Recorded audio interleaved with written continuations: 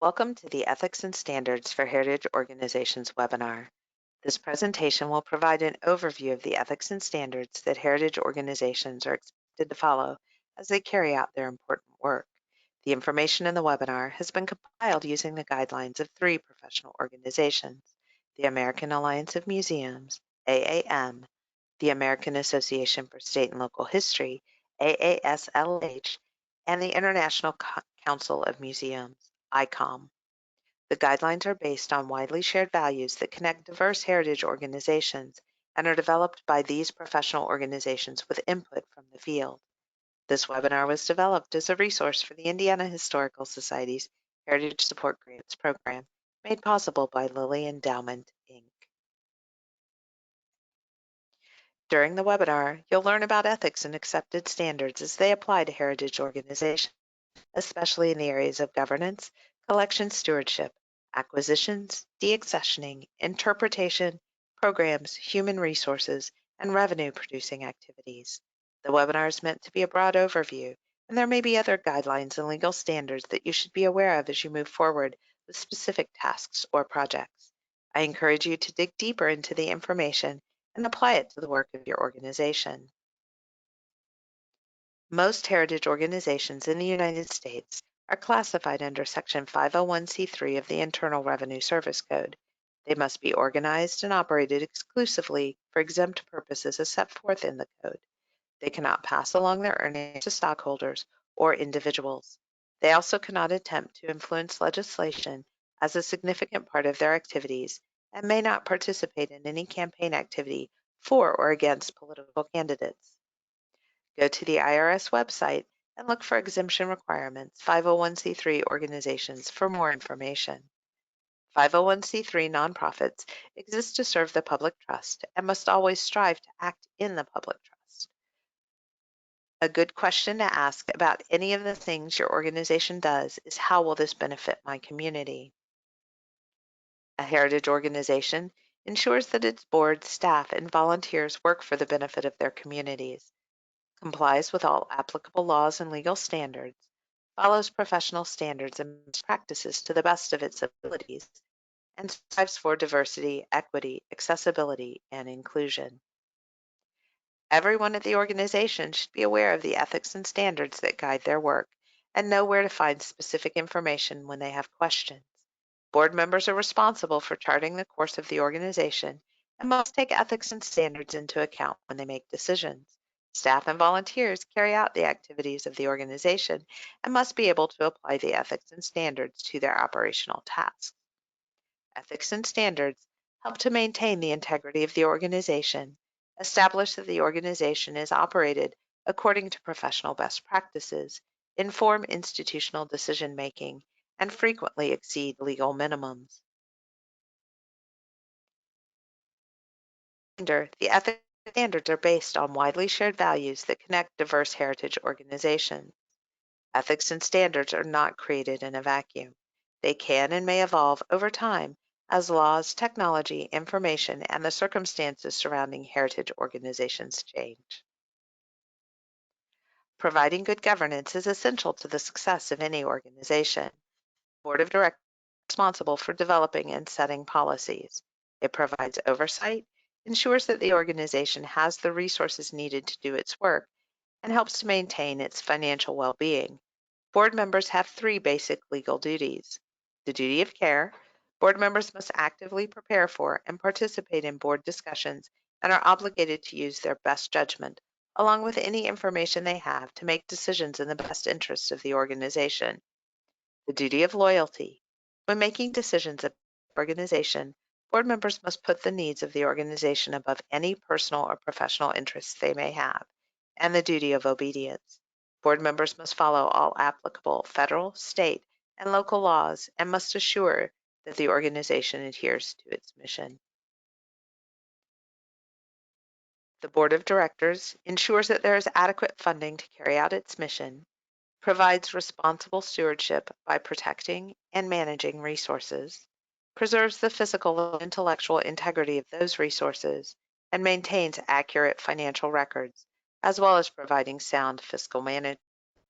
Additionally, The Board of Directors understands and respects the need for confidentiality, establishes policies that are in line with legal, ethical, and professional practices, including a conflict of interest policy, reviews policies and assures they're followed, and delegates responsibility appropriately.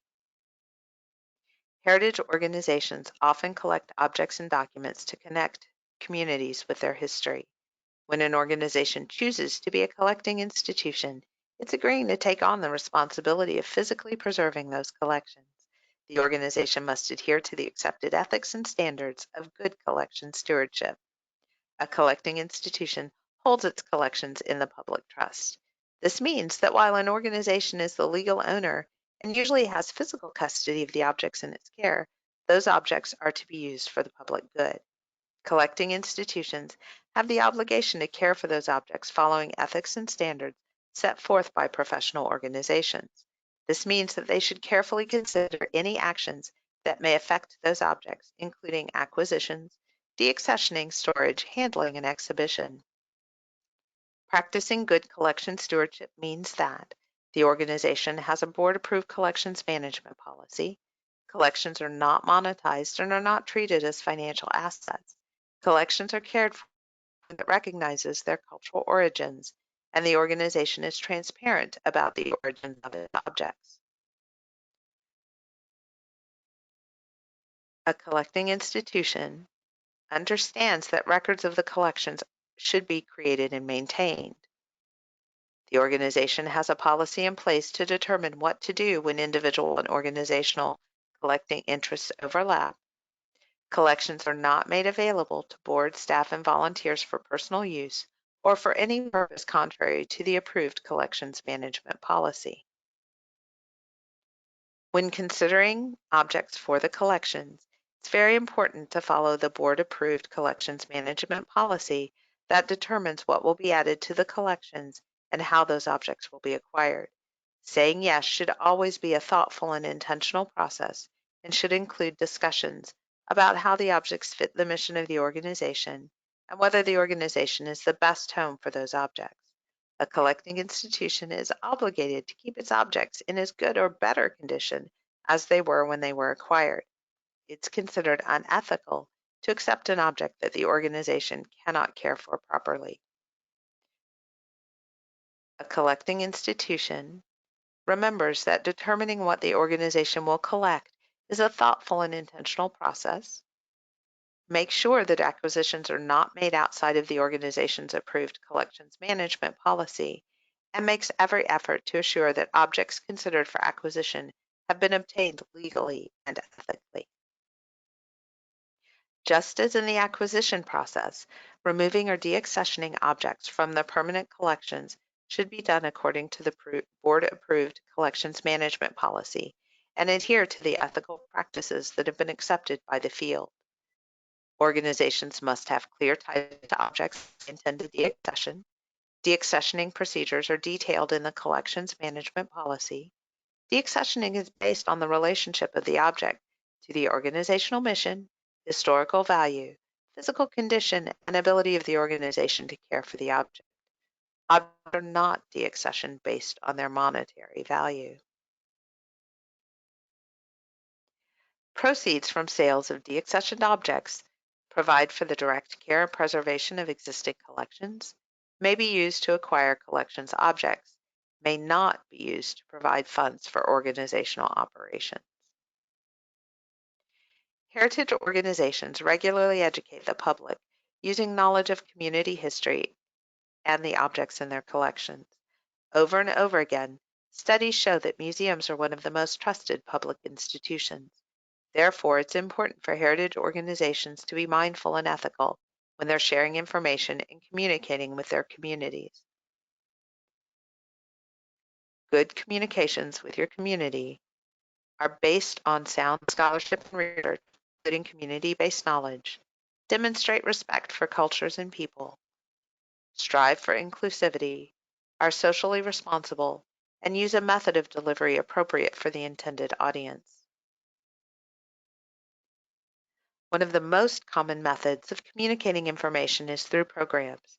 Heritage organizations should think about and strive for diversity, equity, accessibility, and inclusion in all that they do. This means assuring that they are actively seeking out different perspectives and looking for meaningful ways to include those perspectives in their work and making that work as widely accessible as possible. Organizations provide and promote equitable access to historical resources of all types, and their institutional policies and applicable rights govern access and limitations to that access. Issues of privacy, ownership, cultural standards, and intellectual freedom must be considered. People are the most important resource that a heritage organization has, and there's an obligation to take care of the individuals, both staff and volunteers, involved with the organization in ways that meet ethical standards. Organizations must know about and follow all laws and regulations governing staff and volunteer issues. The organization does not discriminate against anyone, does not condone or engage in any type of harassment, respects and supports the staff and volunteers of the organization, provides appropriate compensation, pays interns fairly and in a way that recognizes the value of their work, and maintains personnel policies. Organizations need to be clear about the types of income-producing activities the organization will participate in. Assure that those activities do not violate or compromise the integrity of the organizational mission, and recognize the importance of and maintain confidentiality.